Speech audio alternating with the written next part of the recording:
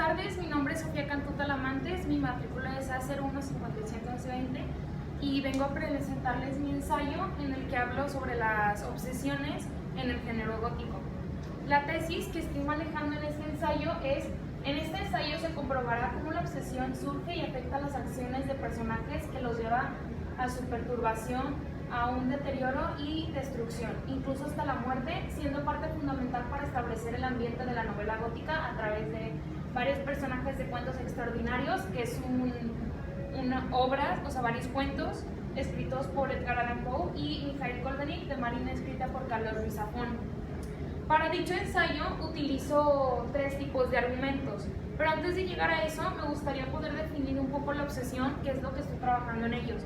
La obsesión es una idea que una persona tiene constantemente presente y se repite, ya puedan ser de que por imágenes, por pensamientos, y estos suelen ser irracionales y recurrentes, y afectan a la pérdida de control, ya sea en acciones o en sí en el pensar de uno.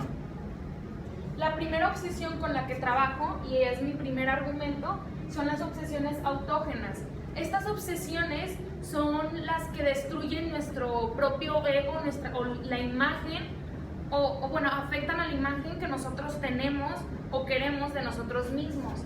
En el caso de Mikhail Koldenic, que es uno de los antagonistas de la historia de Marina, él, gracias a su infancia, en la que sufrió mucho y tuvo varias personas y perspectivas que lo afectaron, terminó creciendo con la idea de que un ser superior es quien puede decidir, o sea, las muertes, puede decidir más de una persona como tal. Entonces, o sea, a lo que quiero llegar con ello es que él, gracias al desarrollo que tuvo de joven, se creó una imagen del mismo. Se creó una imagen del mismo, algo muy egocentrista, porque él quería obtener y creyó obtener, porque él sentía que él ya era parte de un dios, ya que cuando él estaba más joven, la gente cuando moría, cuando sus seres queridos eran alejados de él, su madre siempre le dijo que era la voluntad de Dios, y él pues eventualmente se cansó de ello y intentó convertirse en uno él mismo. La prueba que tengo de ello es una cita que viene en la misma obra, que dice: cuando su gemelo falleció, su cuerpo fue enterrado a las corrientes subterráneas, siguiendo el ritual de las gentes de los túneles. Mikhail preguntó a su madre, ¿por qué había sucedido algo así? Es la voluntad de Dios, Mikhail, le respondió su madre. Ruiz, 2014, página 234. Bueno, eso es en la historia de Marina. Por el otro lado, en uno de los cuentos de Edgar Allan Poe, decidí escoger el cuento de Guillermo Wilson para poder probar esta obsesión en ella. En la historia de Guillermo Wilson trabaja siendo un joven muy habilidoso, si esa es la palabra que podemos describir. Él era muy bueno en los estudios, era muy buen atleta, era simplemente alguien muy capaz que lo hizo crearse una imagen del mismo que siendo superior al resto, porque es pues lo que recibía de la demás gente, comentarios y la imagen que le hicieron creer a él. Pero un día llegó una nueva persona a su salón, siendo su tocayo una persona que tenía las mismas habilidades que él, pero a diferencia de nuestro protagonista, este nuevo individuo sí era amable con la gente, ya que Guillermo solía ser muy maleducado, ya sea con compañeros, hasta con sus padres, en casa y colegio. Entonces, teniendo esta nueva perspectiva de que hay alguien que no solo es igual a ti en aspectos de ejercicio, o sea, de que bueno en ejercicio y académico, sino que podría ser hasta mejor, pues también era amable y tenía más autocontrol en su persona. Y eso al principio nada más le irritaba a Guillermo, pero empezó a pasar el tiempo y empezó a pasar más tiempo en sí él, siendo afectado por el hecho de que su autoimagen estaba siendo destruida, que empezó a obsesionarse y se empezó a obsesionar con él y con todo lo que con él en sí, con su tocayo en lo general, que llegó un punto en el que llegamos a las muertes, o sea, de que lo asesinó. Y pues sí, eso fue gracias a la imagen que él tenía del mismo que se empezó a romper gracias a este nuevo individuo, lo cual pues es una obsesión autógena. Como segundo argumento, utilizo las obsesiones por contaminación mental. Estas obsesiones, a diferencia de la anterior, son las obsesiones que, más que por ti mismo y la imagen que tú tienes de ti, es cuando el exterior, ya sea en comentarios o físicamente, o sea, ya sea verbal o físicamente, te afectan a ti y te llegan a obsesionarte con algo. En el caso de Mijaíl vendría siendo lo mismo que ya mencioné en mi argumento anterior. Gracias a las influencias que él tuvo de chiquito y los actos verbales y físicos y cosas que él en sí experimentó de joven, fueron lo que lo llevaron a esta clase de obsesión, que en este caso pues está relacionada con la otra. La cita que tengo para ello es la voluntad de Dios, ¿verdad, madre? Preguntó Mijaíl a un cuerpo sin vida. Ruiz, 2014, página 235. En este caso, él experimentó otra muerte de un ser querido que pues, lo afectó a cómo él tenía la perspectiva con la muerte, cómo es que eso funcionaba, y lo volvió a obsesionar con la idea de querer ser alguien más. Pero sí, entonces ahí es donde viene la obsesión por contaminación mental, porque fue por un factor externo. En el caso de cuentos extraordinarios, el cuento que decidí escoger para poder probar este argumento fue el de El tonel de amontillado, porque nuestro protagonista, el narrador de este cuento, no nos cuenta sobre su pasado, pero realmente a detalle, pero sí nos menciona que el motivo por el que iba a cometer un gran acto atroz era por la irritación, por el desconforme que le estaba causando Fortunato. Según él lo ofendía y lo irritaba y siempre le faltaba el respeto, por lo que podemos saber que la obsesión que él recibía era una obsesión, bueno, que la obsesión que él tenía era una obsesión por contaminación mental, ya que fue por una agresión verbal de otra persona, o sea, fuera de él.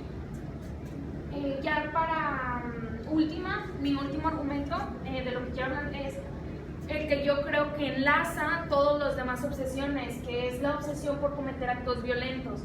Por lo general, este argumento esta obsesión no suele ser la primera con la que la persona sufra. Por lo general,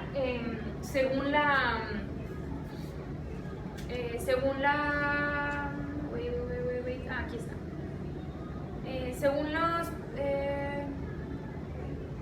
The Obsessive Compulsive Contention Working Group, que es OCCWG, una organización, estas obsesiones suelen generarse a partir de otras. Puede no ser el caso en todos, pero en el caso de Mijaíl Kormenik sí sería, ya que él ya tenía, como ya mencionamos, estas dos clases de obsesiones primeras. Ya llegamos luego más adelante a un punto en el que fue en un momento de extrema tensión, extremo enojo, que ahora todas las opciones que tenían ya no eran nada más centradas en otra cosa más que el cometer algún acto violento.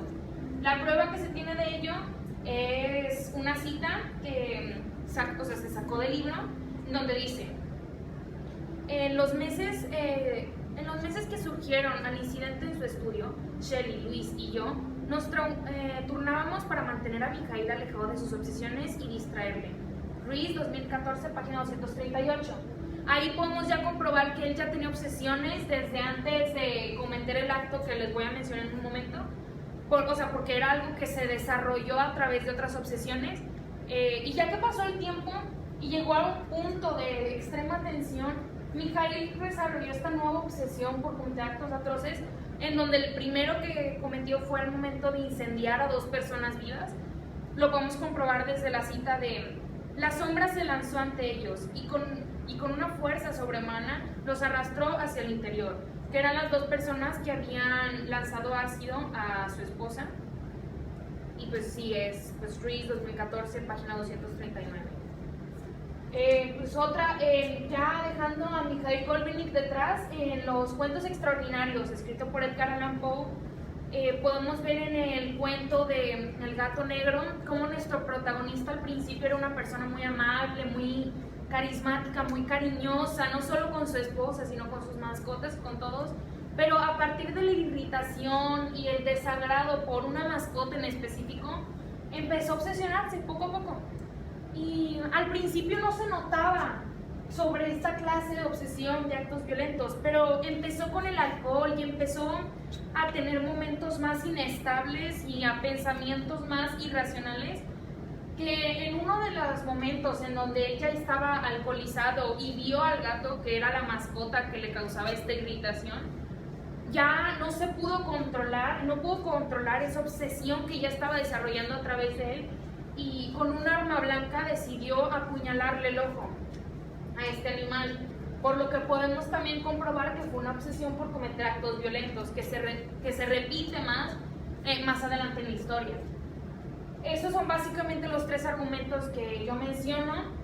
Estos, o sea, en especial el último, que suele derivarse de los anteriores, es el que nos ayuda a mantener una trama de más de suspenso, más terror, y nos ayuda en el género gótico, ya que, como ya sabemos, en el género gótico uno de los elementos principales son cadáveres, muertes y toda esta clase de temas más oscuros, por lo que también podemos saber que esta clase de comportamientos son fundamentales por lo general para el género gótico como tal. ¿Y cómo comprobamos esta tesis? La conclusión que yo escribí para el ensayo, es: gracias a dichos argumentos se puede concluir cómo diferentes tipos de obsesión pueden controlar el actuar y pensar de ciertos individuos, afectando en sus acciones que lo llevan a su destrucción.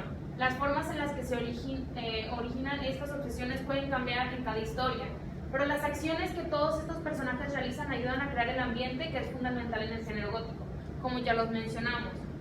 Creo yo que los elementos literarios pues ya los he estado mencionando en esta discusión oral, que fueron pues trama, personajes, algo de trama, personajes, texto, ya saben.